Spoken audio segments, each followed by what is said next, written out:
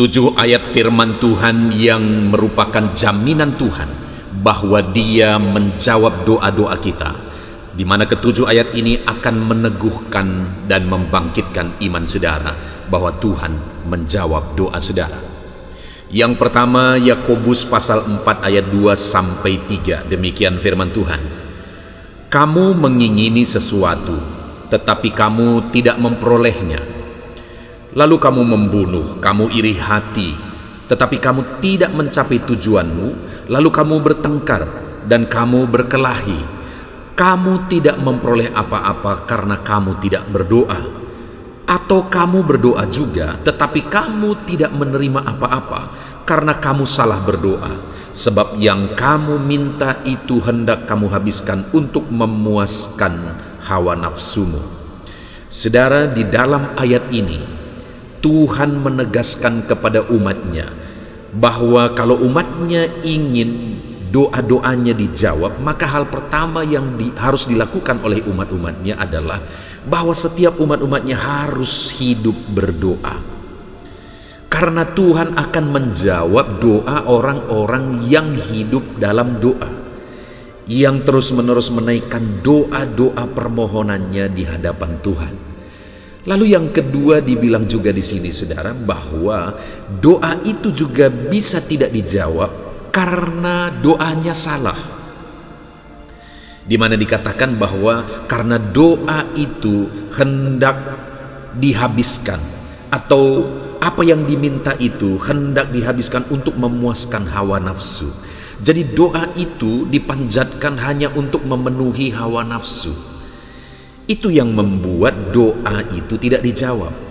Artinya saudara, yang kedua bahwa doa-doa kita bukan untuk memuaskan hawa nafsu kita, tapi doa-doa kita adalah untuk kemuliaan nama Tuhan, untuk kita hidup dalam kehendak Tuhan, dan untuk kita hidup jadi berkat bagi orang lain. Ayat yang kedua tentang jaminan Tuhan untuk menjawab doa-doa kita adalah dari Amsal 15 ayat 29. Firman Tuhan berkata, Tuhan itu jauh daripada orang fasik, tetapi doa orang benar didengarnya.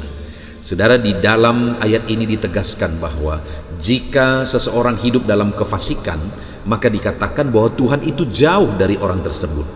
Tetapi jika orang itu hidup dalam kebenaran, maka firman-Nya menegaskan bahwa Tuhan mendengar doa orang yang hidup dalam kebenaran.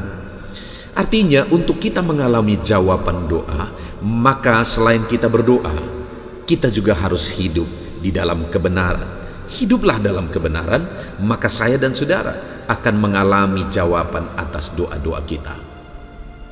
Ayat yang ketiga sebagai jaminan Tuhan bahwa Dia menjawab doa adalah dari Yakobus pasal 5 ayat 17 sampai 18. Demikian firman Tuhan.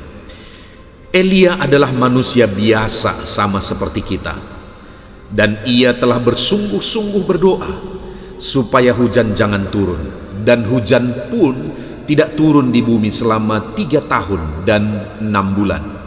Lalu ia berdoa pula, dan langit menurunkan hujan, dan bumi pun mengeluarkan buahnya. Saudara, di sini diberi contoh bagaimana Tuhan menjawab doa Elia, di mana doa yang dipanjatkan itu adalah doa yang luar biasa sebenarnya saudara, yaitu doa tentang hujan. Bagaimana sekian lama hujan tidak turun ke bumi, tapi kemudian setelah Elia berdoa, hujan pun turun.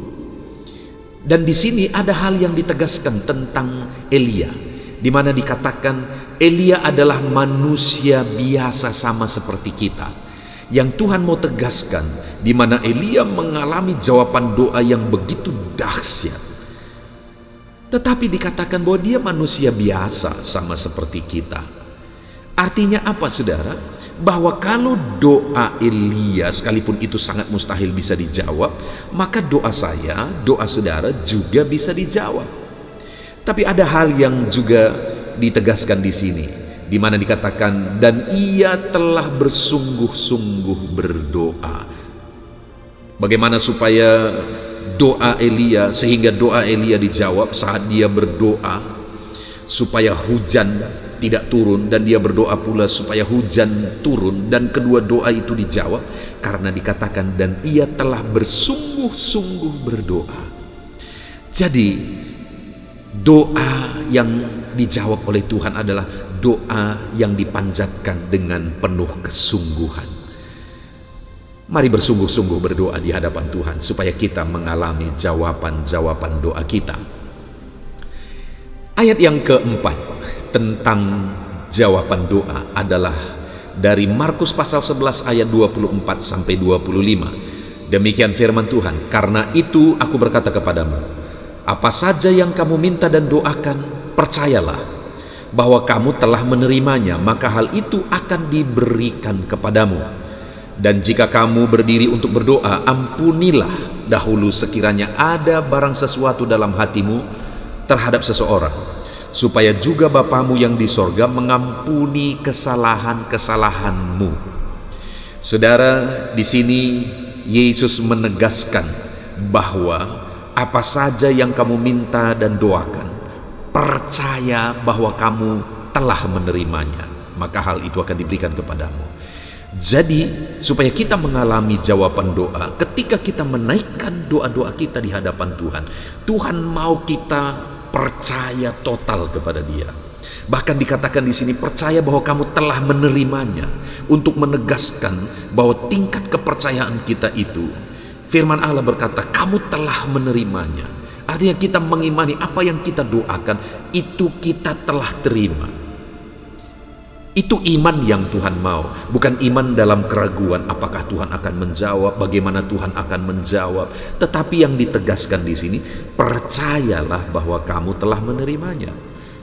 Apakah saudara percaya bahwa saudara akan menerima doa-doa yang saudara panjatkan? Percayakah saudara bahwa Tuhan sanggup sehingga Dia sanggup melakukan dan memberi apa yang saudara doakan? Tuhan mau kita hidup dalam iman. Dan hal lain juga ditegaskan dalam Markus pasal 11 ayat 24 sampai 25 ini, saudara, di mana ayat 25 dikatakan bahwa jika kita mau doa kita dijawab, maka saat kita berdoa, jika kita punya sesuatu dalam hati terhadap orang lain, sesuatu yang mengganjal, kebencian, dendam, dan sebagainya, firman Allah berkata bahwa ampuni dulu, supaya Bapamu yang di sorga juga mengampuni kesalahanmu. Tuhan tidak akan menjawab kita kalau Dia tidak mengampuni kita.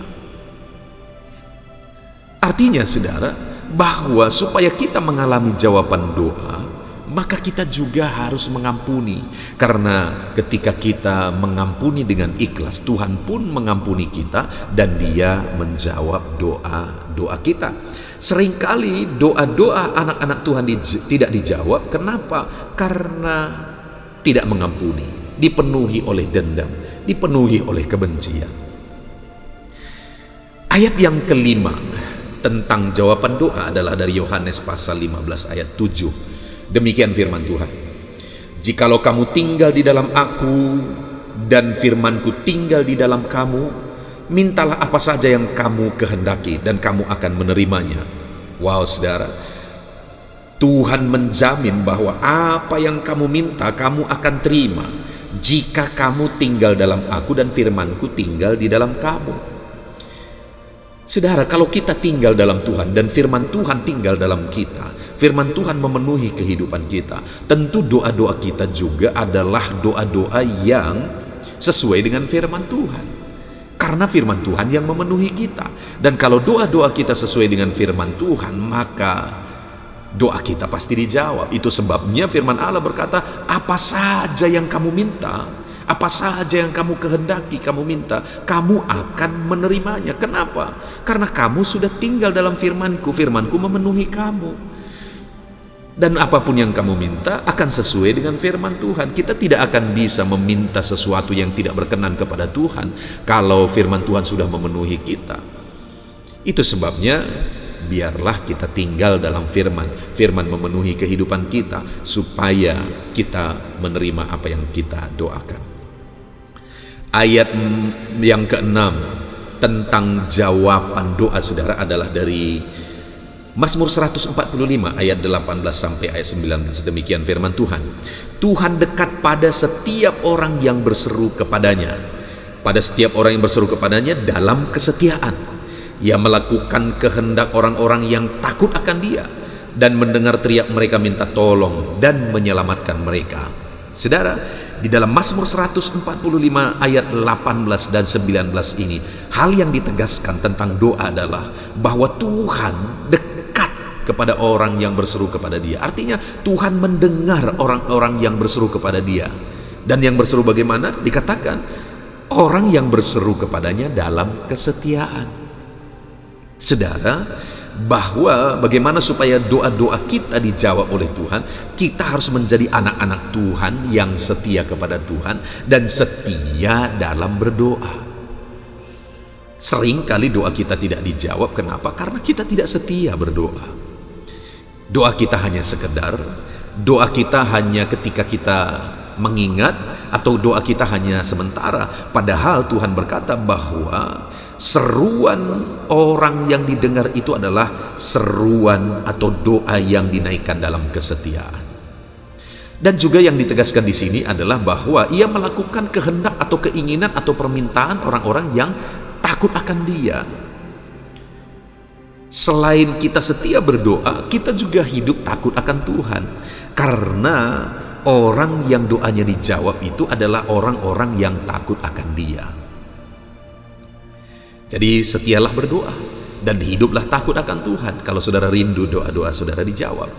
Ayat yang ketujuh sebagai ayat yang terakhir tentang jawaban doa saudara adalah dari Matius 11 ayat 13. Firman Allah berkata, "Jadi jika kamu yang jahat tahu memberi pemberian yang baik kepada anak-anakmu, apalagi Bapamu yang di sorga, Ia akan memberikan Roh Kudus kepada mereka yang meminta kepadanya."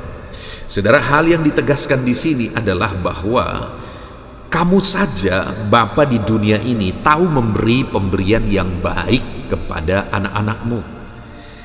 Dan Tuhan membandingkan Bapa di dunia ini dengan Dia. Kalau Bapa di dunia yang jahat saja tahu memberi pemberian-pemberian yang baik kepada anak-anaknya, apalagi Bapamu yang di sorga. Bahkan dikatakan Roh Kudus pun akan diberi kepada mereka, dirinya sendiri akan diberi kepada orang yang meminta kepada Dia. Apalagi yang tidak akan diberi kalau rohnya pun diberi. Artinya saudara, ketahuilah bahwa Bapa yang kita sembah itu adalah Bapa yang baik. Dia akan memberi yang baik kepada kita. Ya, terkadang apa yang kita doakan kita tidak menerima jawabannya saudara, tetapi hal yang lebih baik yang diberi oleh Bapa di sorga. Karena Dia Bapa yang baik, Dia tahu apa yang terbaik bagi kehidupan kita. Puji Tuhan saudara, kita bersyukur atas firman Tuhan ini. Ada 7 ayat firman Tuhan yang telah kita renungkan tentang jaminan Tuhan akan jawaban doa-doa kita. Biarlah iman saudara dibangkitkan dan saudara mengalami jawaban doa dalam kehidupan saudara. Teruslah berdoa, hiduplah dalam kebenaran, setialah berdoa supaya saudara mengalami jawaban-jawaban atas doa saudara. Puji Tuhan, Tuhan memberkati setiap saudara. Alami jawaban doa. Amin.